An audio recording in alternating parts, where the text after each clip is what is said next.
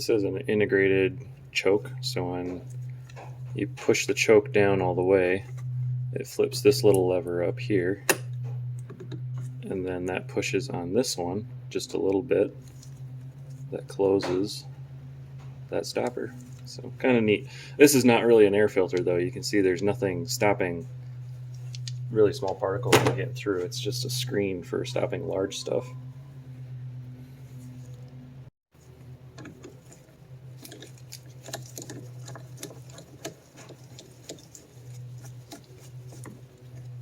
This is an 8mm.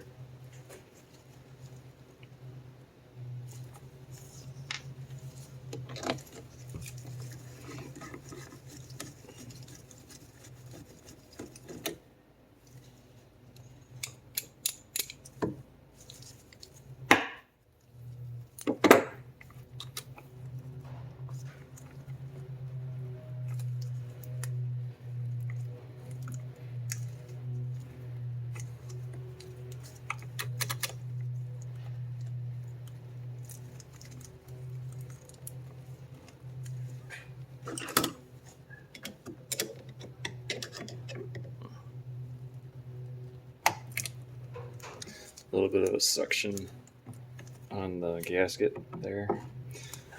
And this is kind of probably not the right way to do this, but the throttle lever wants to hold it in, so I pull it out as far as I can and then try to get it off of one of these screws or mounting bolts and then turn it towards that direction. There. And then you can disconnect the throttle linkage. Set that back. It might get a little bent, but you can bend it back. But as long as it still works. Disconnect the fuel line.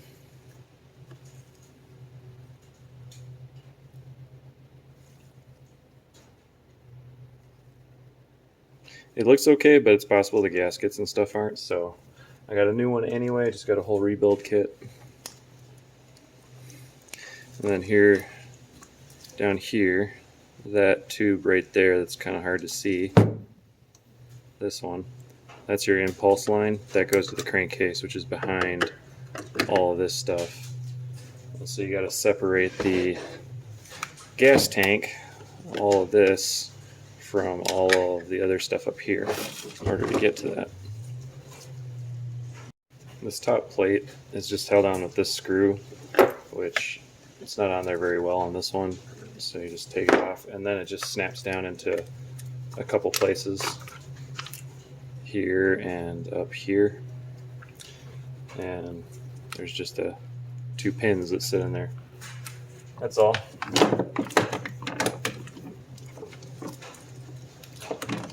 Trying to keep that stuff together. The impulse line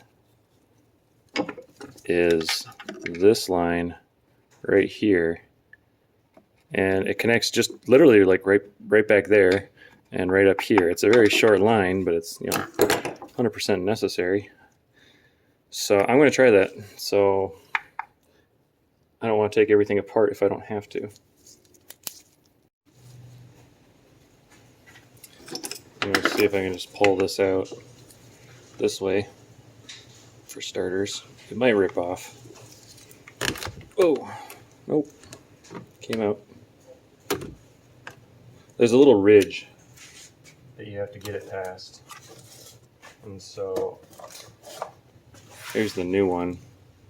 You can see that there's this ridge and you have to insert it this way because it's not going to pull through very easily otherwise. But this end will go to the engine, this end goes to the carburetor. And so you got to pull it out this way, and then I'm hoping that you can just pull it off of the engine there and it comes out easy enough. The hard part's getting it back in.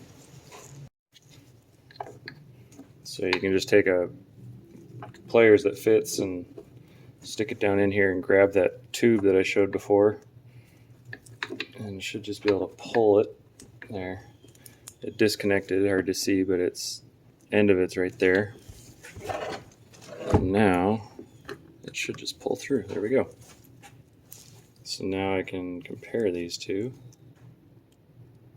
They look like they're the same length and everything. Same diameter. Might be a little difficult to see this, but the hole on this one is a little bit bigger than this one. This one's worn out and it probably isn't sealing like it should anymore. Same with on this end. You can see the hole difference. So it'll be a trick getting the new one in. Just because it's a smaller hole, it's going to be a little bit tighter fit, and it's in an area that's cramped if you don't take it all apart. So we'll see though. Put it back the way that came out. Just push it back until it's seated where it was on this side. That's the easy part. Maybe. Just kind of push it in a little bit with it.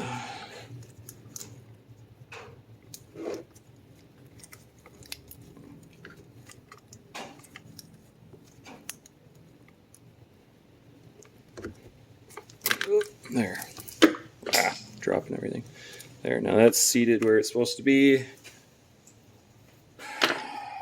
Now the trick is getting the other side. There's no real good way to show this on camera, but basically just using a pair of locking pliers with an angle on it. Turn this sideways. You can get this into the hole there, or the slot. Grab onto the hose, lock it in place so you don't lose it, and then using the angle you can kind of shove the end of it back onto the barb fitting that's on the engine side, and you don't have to take everything apart. It makes it really easy. So the only thing you got to do is push it through on this side, and then that side's done. And then on this side, just push this down in here and kind of just work the way around. And it's easier to do with a flashlight in one hand. That's what I had here, is had a flashlight and then one hand doing this, and that's why the locking part comes in handy, is you don't have to worry about actually gripping it tight enough to hold on to it, and then you can slide it on. Putting the new carburetor on for the impulse line, I like to just put a little bit of silicone on there. It might be a little hard to see. Just on the outside, not on this, not on the tube, just on the outside of this, so when you slide it in, it slides the silicone back and not into the hole here. You want to make sure you don't block that line. Make sure you put a new gasket on for carburetor, one on the back side, one on the air filter side. They just sit down back there, get these wires out of the way. There's one. And the other one will go on after we get the carburetor on. And then putting this back, it's usually a little easier to put that line on first and then line up the holes with the studs that the carburetor slides on. Get right here.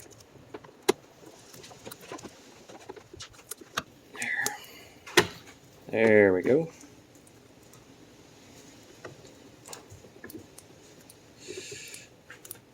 And the idle screw is way the heck out. I have to move that in a little bit. And the other one, it was in quite a bit. This is the old one. You can see there's a couple threads on this side that stick out right here. And on the new one, there's none. So we got to move that in a little bit. There, it's probably good. Slide that back. Connect the fuel line. The fuel line I replaced before too. Those are pretty simple. You don't have to take the carb off for them. It helps, but you don't have to do it. You can just feed it through the hole right under there and put a new fuel filter on it inside the tank, and there's not a lot to it. If you're taking your chainsaw apart in the first place, you probably got an idea of what needs to be done. Now the second gasket. There is a hole right here, so line up that hole.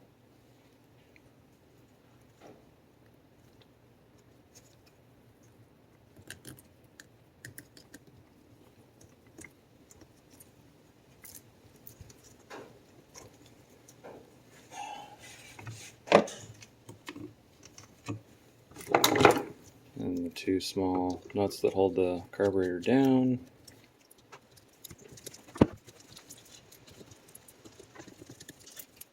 Just kind of pinching that gasket. And the reason why you put these on first is the air filter then connects to the studs. The air filter is not what holds the carburetor in. The air filter, it just screws down onto these studs. I'm looking at the old one here, and so there's a sealing surface, but this isn't a good sealing surface, not like this paper gasket. So got the, let's see here, we got the impulse line connected down there, kind of hard to see if I get a flashlight. There, you can see it's in the new line. Got the fuel line connected. I'm going to put the old air filter back on here because the new one is not the same size. I bought the wrong one, but it's fine.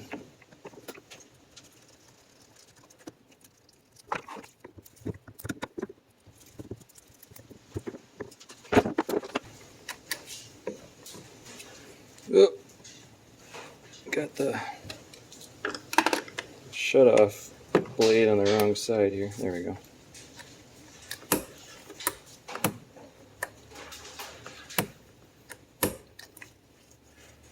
That got a little bent and everything. Should still work though.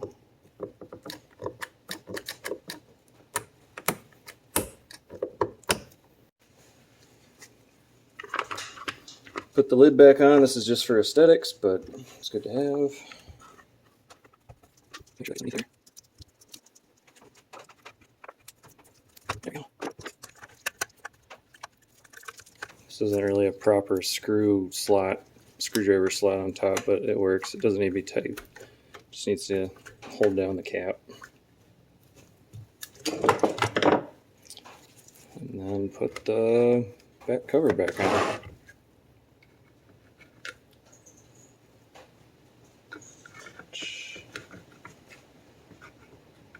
Goes on.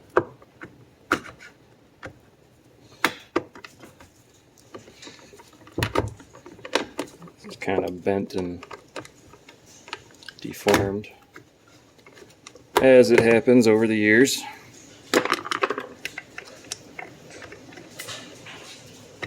There we go. That locks it in place. Ready to go.